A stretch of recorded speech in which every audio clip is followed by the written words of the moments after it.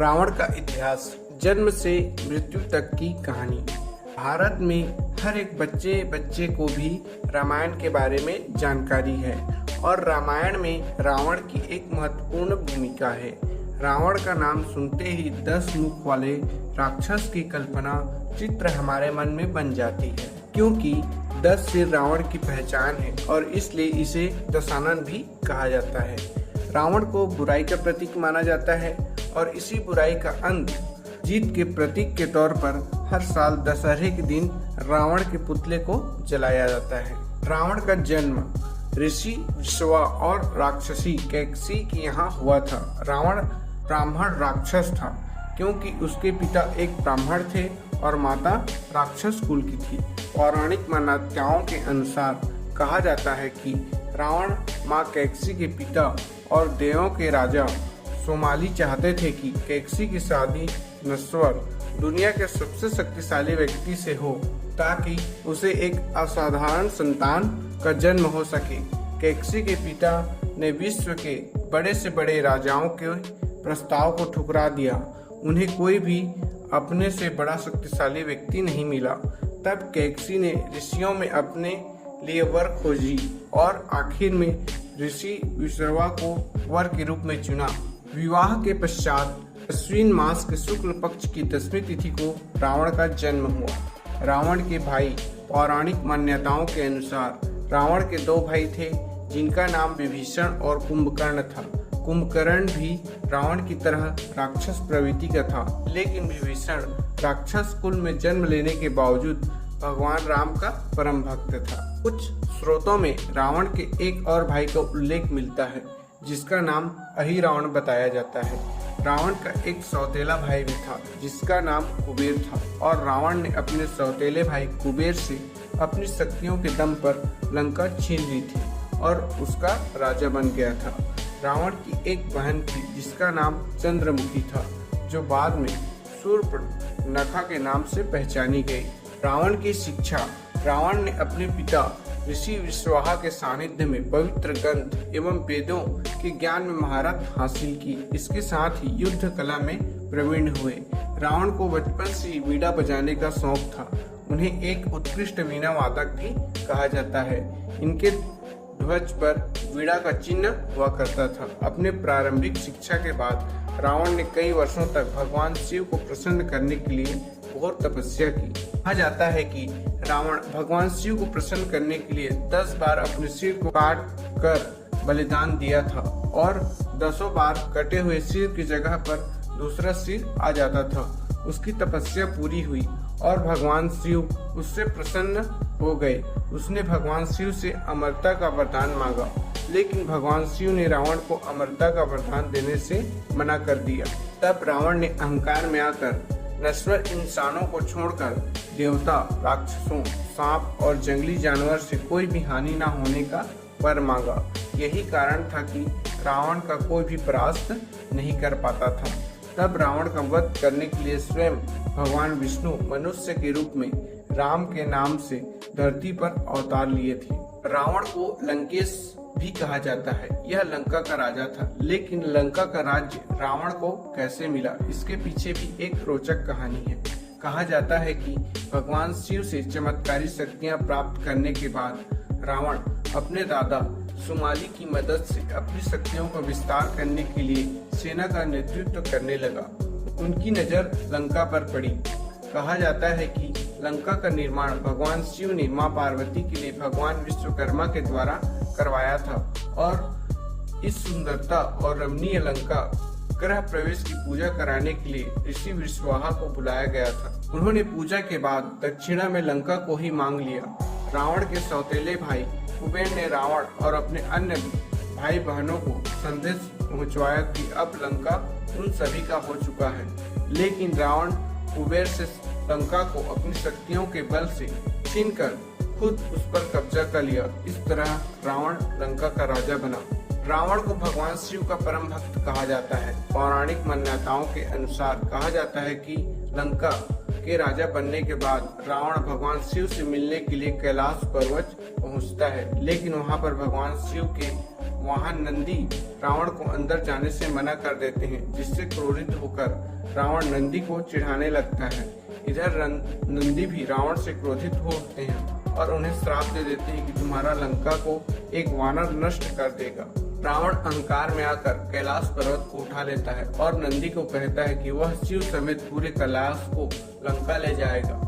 उसके इस अहंकार को देखकर भगवान शिव कैलाश पर अपनी पैर की सबसे छोटी उंगली को रखकर कैलाश पर्वत को वापस जमीन पर स्थापित कर देते हैं, लेकिन इसके कारण रावण का हाथ पर्वत के नीचे दब जाता है और पूरे कैलाश पर्वत का वजन उसके हाथों पर आ जाता है, जिससे वह जोर से कहार उठता है। उसकी कहारी इतनी तेज होती है कि इससे पृथ्वी तक कांप जाती है।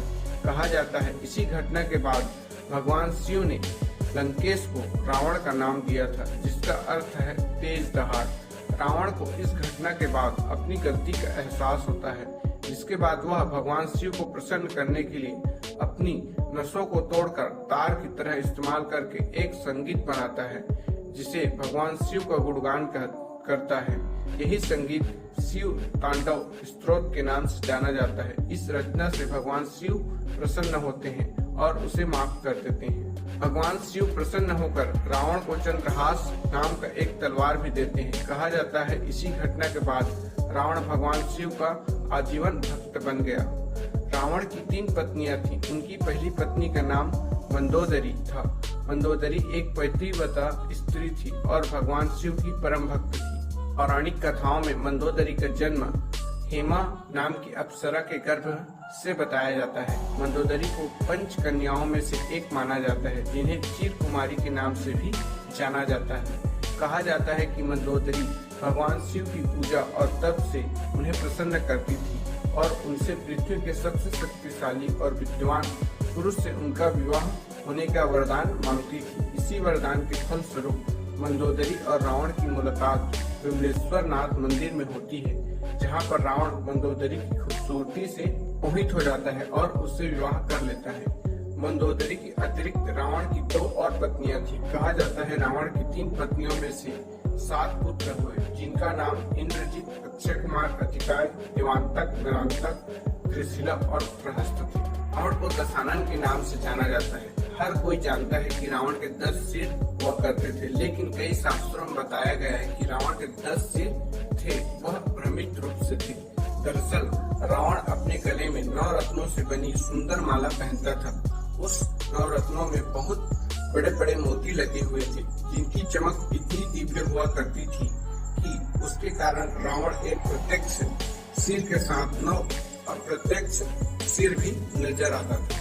रामायण एवं कई पौराणिक ग्रंथों में रावण को त्रिलोक विजेता के नाम से संबोधित किया जाता है, जिसके पीछे का कारण बताया जाता है कि रावण अपनी शक्तियों और नीतियों के बलबूते अपने आसपास के सभी मुख्य राज्य जैसे संगद्वीप, कुशद्वीप, अंगद्वीप पर आक्रमण करके अपनी अधीन कर लेता है। उसके बाद उसकी नजर लंका पर भी पड़ती है। उस समय लंका पर रावण के सौतेले भाई कुबेर का शासन था, जिसे हराकर रावण लंका पर भी विजय प्राप्त कर लेता है। कुबेर के पास पुष्पक विमान नाम का एक विमान था, जो मन की गति से चलता था। रावण उसे भी कुबेर से छीन लेता है, जिसके बाद रावण उसी विमान के जरिए इंद्रलोक पर भी अपना आधिपत्य जमा लेता है।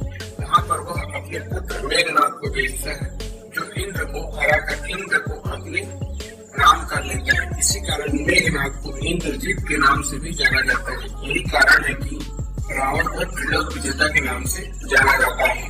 रावण वेदों एवं शास्त्रों का ज्ञानी था।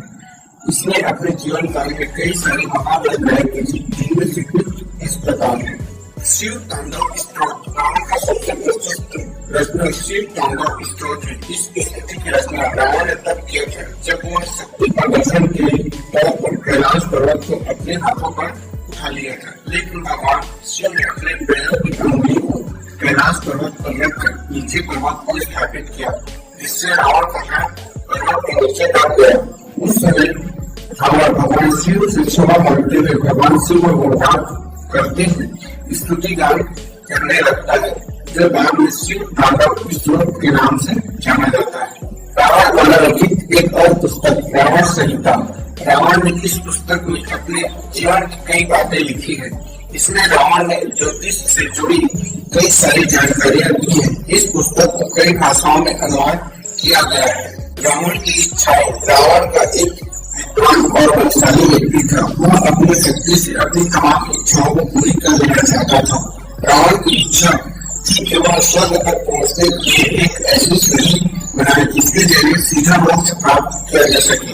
रावण चाहता था कि सोने में संबंध हो, ताकि सोने को अगर पहुंचाना जाए तो कहीं भी सोने को लगाया जाए तो वो सुगंध से भर जाए। इसके साथ ही सोने को खोजने में आसानी हो।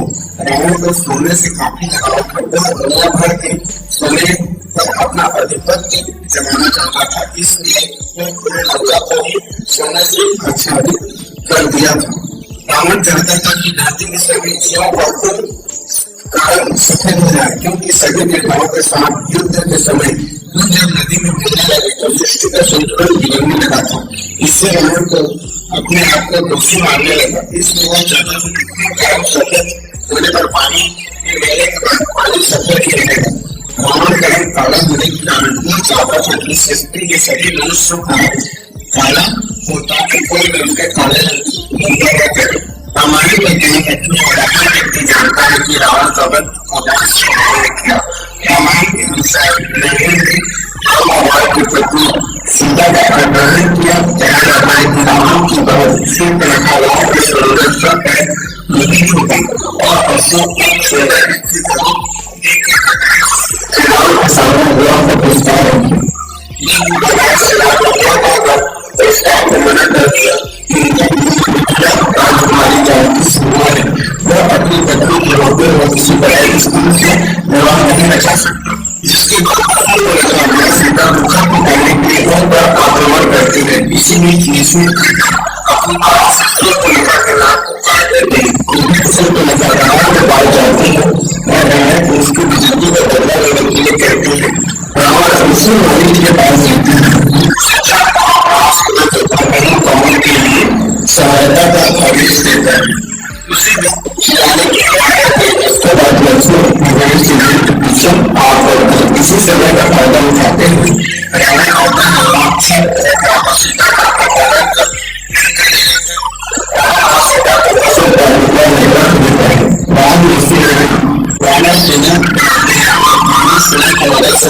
हमला करती है।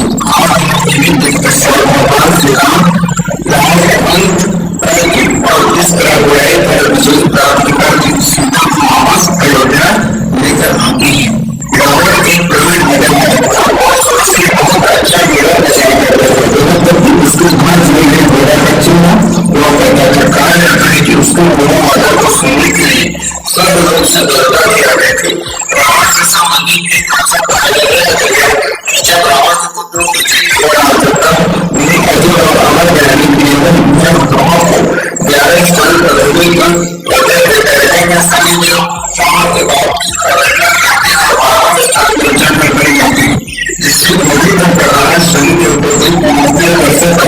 अपने में बंदी बनाकर रखे थे।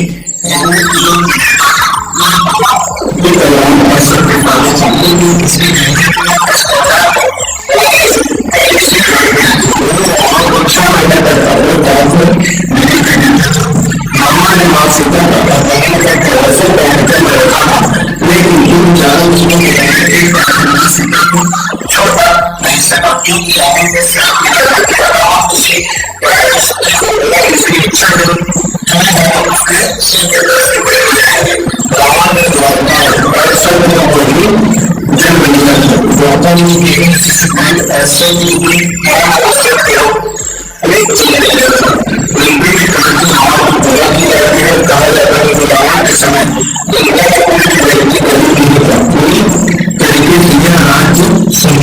भगवान श्री राम द्वारा पहले के समय भगवान राम ने रावण से किया था। रावण की